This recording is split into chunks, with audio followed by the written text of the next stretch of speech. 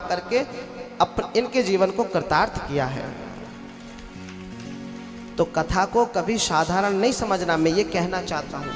कथा जब भी आपके गांव में आए तो इसको सहज नहीं समझना, इसको नाच गाना नहीं समझना, इसको कोई वैसा ही खेल नहीं समझना कि टेंट लगाया और महाराज कहना चालू। अरे एक शब्द कहने की हिम्मत नहीं, मंच पर बैठ करके कोई कितना ही बड़ा क्यों ना वक्ता हो, लेकिन परमात्मा महादेव भगवान राम कृष्ण जिनकी कथा कहोगे, यदि वो एक क्षण के लिए भी चाहे ना तो एक तार है हटाने की जरूरत है, एक नस को इधर से उधर दबाने की जरूरत है। तो यहाँ से जितने अच्छे वचन निकल रहे हैं ना, उतने ही खराब फिर आपको सुनने को मिल सकते हैं। लेकिन मजाल कि एक शब्द भी इधर से उधर हो जाए, व्यक्ति बोलने पे आता है तो क्या का क्या नहीं बोल जाता है। फिर जैसे लड़ाई होती है ना, तो आपने लड़ाई होते हुए तो खूब देखी होगी, गांव में तो आम बात है, हाल हो जाती है। प्रेम से कहिए, क्योंकि गांव वालों के पास में इसी चीज़ का समय होता है।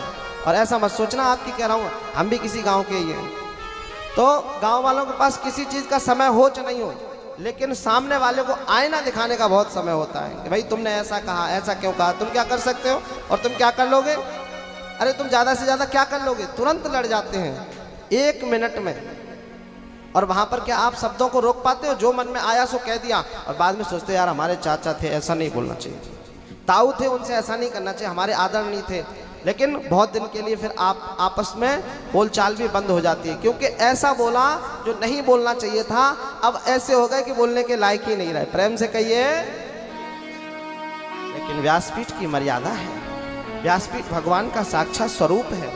यदि कथा पांडाल भगवान का मंदिर है तो उसमें बैठा हुआ वक्ता जो है वो भगवान का पुजारी है, और जिस व्यासपीठ पर वो विराजमान है उस व्यासपीठ पर बैठे हुए भगवान, चाहे वो भागवत भगवान हो चाहे रामचरितमानस हो, भगवान का शब्दमय वो साक्षात विग्रह है। और आपको मंदिर की तरह ही पूजा अर्चना करनी चाहिए। किस प्रकार से? आकर के बड़ी निष्ठा से श्रवण करो, मंदिर समझ करके, अयोध्या समझ करके यहाँ बैठो और बैठ करके नाम जप करते हुए कथा सुनो। और जब जाओ तो प्रणाम करके जाओ, और प्रणाम करने के बाद में श्रद्धा रहे तो अपनी कुछ भाव समर्पित करके जाओ।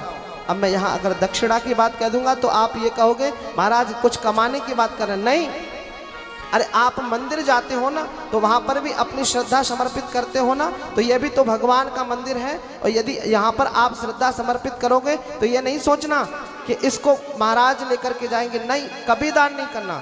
अगर कदाचित कभी मन में ऐसा आ जाए कि मैं जो दक्षिणा चढ़ा रहा हूँ या चढ़ा रही हूँ उससे महाराज का भला होगा, ये आपकी भूल होगी। आप तो कभी भी किसी को भी पांडाल में नहीं कहीं भी दान करो तो ये समझ कर के दान करना कि प्रभु ने मुझे सौभाग्य प्रदान किया है कि मैं आज इस योग्य बना हूँ कि मैं भगवान को अपने द्वारा प्राप्त की हुई सेवा के कार्यों से दक्षिणा को भगवान के श्री चरणों में समर्पित कर रहा हूँ। और एक बात और ध्यान रखना, कभी भी भगवान के पास में आप संपूर्ण समर्पण नहीं कर सकते। आप भगवान की सेवा में वही लगा सकते हो जो बिल्कुल सत्य होगा, ईमानदारी का होगा और अपनी मेहनत से कमाया होगा।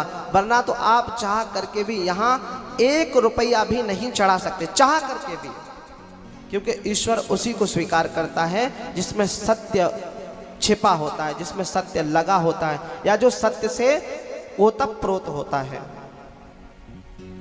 तो पांडाल में बैठ कर के आपको एक ही भाव रखना है कि मैं भगवान की सन्निधि में बैठा हूं। बताना मैं ये चाहता हूं कि न तो आप साधारण हो, न हम साधारण हैं, न कथा साधारण है, और न ये पांडाल अभी साधारण है।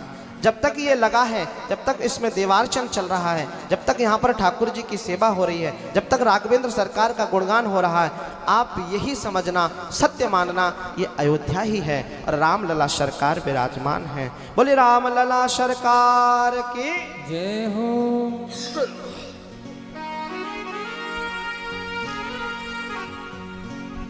मैंने तुम्हारी